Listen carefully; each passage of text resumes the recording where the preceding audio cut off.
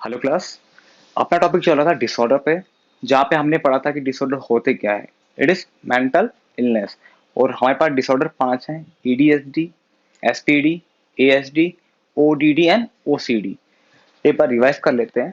ADD, attention deficient hyper activity disorder; SPD, sensing processing disorder; ASD, autism spectrum disorder; ODD, oppositional defiant disorder; and OCD, obsessive compulsive disorder।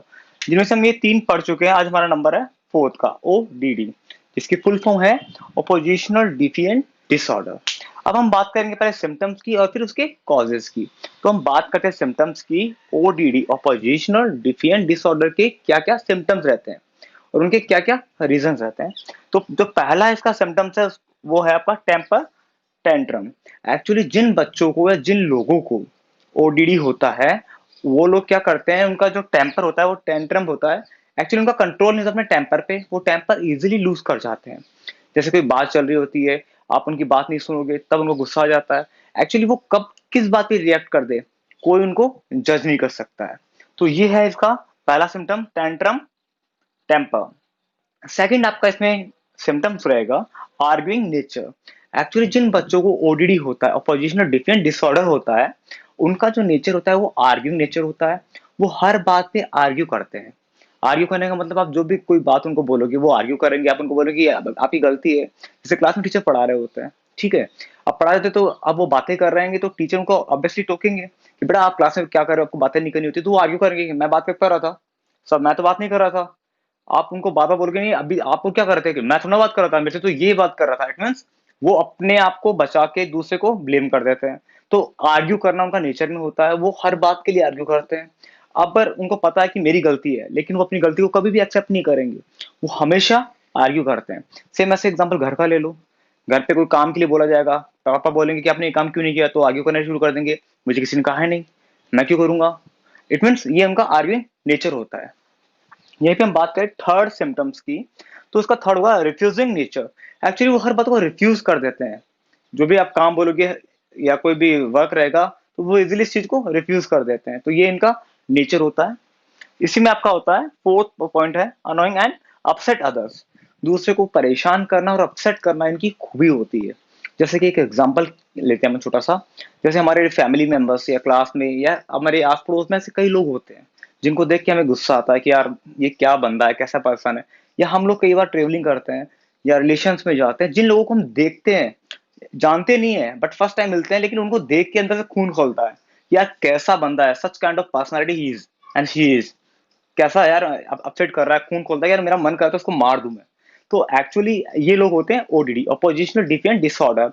ऐसे लोगों को देख के लोग upset होते हैं और ये दूसरों को क्या करते हैं, चिढ़ाते हैं। अब एग्जांपल के लिए एक बात कर रहे हैं अपन, जैसे हम लोग घर के बाहर गेम खेलते रहते हैं। अब फ्रेंड्स सब इकट्ठे होते हैं, ठीक है, तो यहीं पे हम बात करते हैं ओडीडी पर्सन की, जिसको ओडीडी होता है।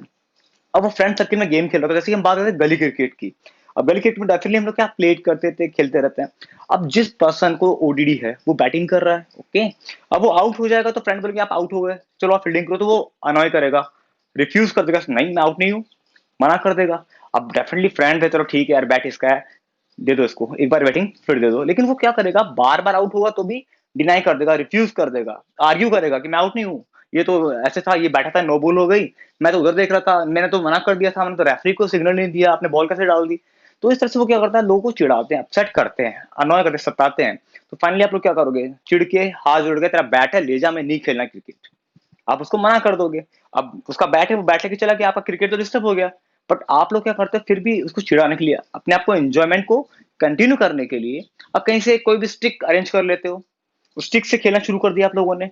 बट जिस पर्सन को ओडीडी है, अब वो क्या करेगा, वो चिढ़ जाएगा, वो अपनी आर्ग्यू, वो इस बात को क्या लेगा, अपनी प्रेस्टिज बना लेगा, इज्जत की बात बना लेगा कि यार मैं तो बैट ले लिया, फिर भी ये लोग कंटिन्यू गेम को कैसे कंटिन्यू कर रहे हैं। अब वो क्या करेगा, घर जाएगा, भाई रोड के उधर घर है, घर पे से साइकिल ले आएगा और रोड पे लाके साइकिल बीच में खड़ी कर देगा और बोलेगा कि भाई रोड तो ट्रेवलिंग के लिए, आने जाने के लिए है, अगर आपको गेम खेलना है तो अपने अपने घर पे जाके गेम खेलो, मैं तो साइकिल नहीं चलाऊंगा। और अगर अब मेरे को किसी की बॉल टच कर गई तो मैं ये बॉल नहीं दूंगा या फिर लड़ाई हो जाएगी। तो अब आप लोग और चिढ़ जाओगे, यार कैसा बंदा है यार, इतनी देर हमारे साथ खुद खेल रहा था, तब तो कोई इशू नहीं था। अब जैसे हमने इसको मना कर दिया खिलाने से, अभी हमें परेशान कर रहा है, तो फिर भी आप लोग क्या करोगे, इस चीज को, उस मूवमेंट को एंजॉय करते हुए आप जैसे बॉल को डालते हैं, अंडर आर्म बॉल डालोगे, तो अब उसको फिर गुस्सा आएगा, यार मैंने साइकिल खड़ी कर दी पीछे स्टैंड पे, फिर भी ये लोग मेरे साइकिल के टायरों के बीच में जो गैप है उस गैप से बॉलिंग करके एंजॉय कर रहे हैं, how is it possible that. अब तो उसकी सरक जाएगी बुरी तरह से, अब वो साइकिल को बार बार आगे पीछे राइट हैंड मूवमेंट लेना शुरू कर देगा कि बॉल डिस्टर्ब हो, या फिर रोड पे खुद एड जाएगा कि अब बॉल अगर मेरे को टच करेगी तो फिर मैं देखूंगा। तो इस तरह से फाइनली लोग क्या होते हैं, चिढ़ जाते हैं, अपसेट हो जाते हैं, यार कैसा पर्सन है यार, इरिटेट कर दिया। तो ऐसे लोगों को देख गुस्सा आता है कि यार मेरा मन कर रहा है इसका मुंह तोड़ दूं। ठीक है, तो ये ऐसी पर्सनैलिटी होती है, हमें मुंह नहीं तोड़ना है किसी का, हमें ऐसे लोगों से बचने के लिए मेन है आप स्विच कर जाइए, किसी का मुंह नहीं तोड़ना है आपको। ठीक है, तो ये पर्सनैलिटी है हमारी, annoying and upset others, oppositional defiant disorder. अब हम बात करते हैं ब्लेमिंग अदर्स, ऐसे लोग दूसरों को ब्लेम करते हैं। जैसे मैंने एग्जांपल दिया था अभी थोड़ी देर पहले क्लासरूम का, क्लासरूम में बातें कर रहे थे, टीचर जब बोलता है कि आप बातें क्यों कर रहे हो, खड़े हो जाओ, मैं बात नहीं कर रहा था। आप कर रहे थे, नहीं सर मैं बात नहीं कर रहा था, कैमरा देख लो मैं बात नहीं कर रहा था, कि चलो ठीक है कैमरा देख लो, कैमरा में दिखाते कि वो बातें कर रहा है, सर मैं कहाँ बात कर रहा हूँ, मेरे से तो वो बात कर रहा है, वो मेरे से पूछ रहा था, मैं तो बता ही तो रहा था ना। अरे तो बात तो वही हुई ना कि आप उनसे पूछो या वो आपसे पूछे, बट आप बात तो कर रहे थे। तो वो क्या करते हैं, ब्लेम कर देते हैं, पहले तो आर्ग्यू करते हैं, और जब आर्ग्यू फेल होता दिखता है उनको तो वो क्या करते हैं, फिर उस चीज को ब्लेम कर देते हैं। ये हो गया आपका पॉइंट। अगला है इरिटेबल, तो डेफिनेटली अपने जो एग्जांपल देखा था, प्रीवियस एग्जांपल था क्रिकेट वाला, उसमें क्या था, पहले आर्ग्यू किया, ब्लेम किया, फिर इरिटेट करने के लिए क्या किया, गेम डिस्टर्ब करने के लिए साइकिल लेके आ रहे हैं, मूव कर रहे हैं, राइट एंड लेफ्ट मूव कर रहे हैं। तो ये सारे सिम्टम्स होते हैं ओडीडी के, ऑपोजिशनल डिफिएंट डिसऑर्डर। ओके, अब ये इनके कोजेस क्या है, किस कारण से ये बीमारी होती है, डिसऑर्डर होता है, सॉरी।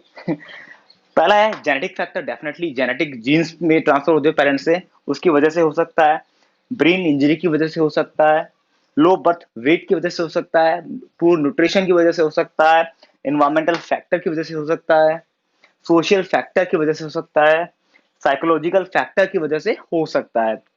सोशल फैक्टर क्या होते हैं, आस पड़ोस के लोग कैसे माहौल में रह रहा है, ठीक है, वो बहुत इंपॉर्टेंट होता है, वो आपको परेशान करती है वो चीजें।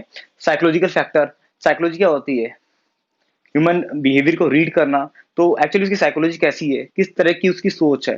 तो ये सारे जो फैक्टर्स होते हैं ये इसके कोजेस होते हैं।